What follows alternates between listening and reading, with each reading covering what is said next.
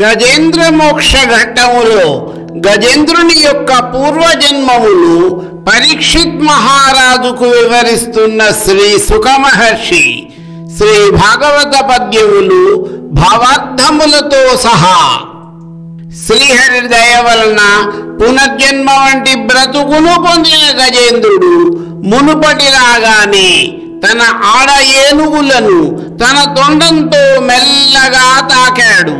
మిక్కిలి ప్రేమగా వాటి తొండాలను తన తొండంతో నొక్కుతూ వాటితో క్రీడించసాగాడు.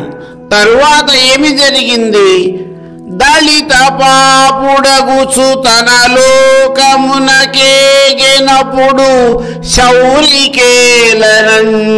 తడవ హస్తి లోకనాథుడ జ్ఞానరహితుడై విష్ణు రూపుడగుచు వెలుగుచుండే. పరీక్షిత్ మహారాజా అప్పుడు దేవలముని పెట్టిన శాపం నుండి విముక్తి పొందిన హూహు అనే పేరు గల ఆ గంధర్వుడు ఆ మొసలి రూపమును త్యజించి తన పూర్వపు రూపమును ధరించాడు. మిక్కిలి భక్తితో విష్ణుమూర్తికి నమస్కరించి అనేక విధములుగా స్తుతించి ఆ దేవదేవుని అనుగ్రహం పొందాడు. భక్తిగా మరల మరల నమస్కరిస్తూ సంతోషంగా పుణ్యాత్ముడై తన గంధర్వలోకానికి వెళ్ళిపోయాడు. అప్పుడు విష్ణుమూర్తి గజరాజుని చేతితో స్పర్శించుటచే వెంటనే గజరాజు అజ్ఞానమంతా తొలగిపోయింది.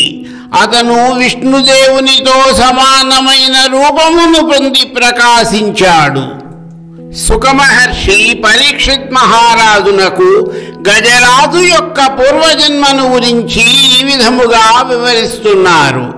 అవనీనాథ గజేంద్రుడామకరితో ఆలంబుగా వించే ముంద్ర విళాధీసుడతండు పుణ్యతముడు ఇంద్రద్యుమ్న నాముండు వైష్ణవ ముఖ్యుండు గృహీత మౌన నియతిన్ సర్వాత్ము నారాయణున్ సవిశేషంబుగా పూజ చేసెను మహాశైలాగ్రభాగంబునన్. రాజా, మొసలితో పోలు సలిపిన గజరాజు పూర్వజన్మలో ఇంద్రద్యుమ్నుడు అనే ద్రవిడ దేశమును పాలించే మహారాజు. అతడు గొప్ప విష్ణు భక్తుడు. ఒక పెద్ద పర్వతం మీద మౌనవ్రతం పూని శ్రీహరిని గూర్చి అనేకమైన పూజలు జరిపేవాడు.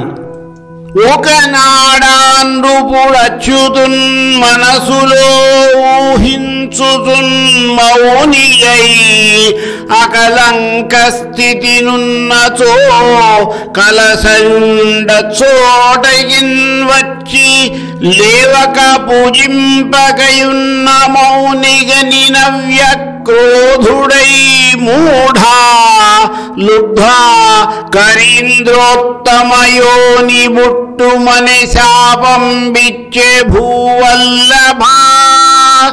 రాజా, ఒకరోజు విష్ణుమూర్తిని మౌనంగా ఏకాగ్ర చిత్తంతో మనసులో ధ్యానం చేస్తున్నాడు ఇంద్రద్యుమ్నుడు. అప్పుడు అక్కడికి అగస్త్య మహర్షి వచ్చాడు. ధ్యానములో ఉన్న రాజు ఆయనను గమనించలేదు. రాజు తనను గౌరవించలేదని, లేవకుండా మౌనంగా ఉన్నాడని ఆగ్రహించిన అగస్త్య మహర్షి, ఓరీ మూర్ఖుడా, నీవు ఏనుగు కడుపున జన్మించు అని అతనికి శాపమిచ్చాడు. మరికొన్ని పద్యములు వాటి భావార్థములు నా తదుపరి వీడియోలో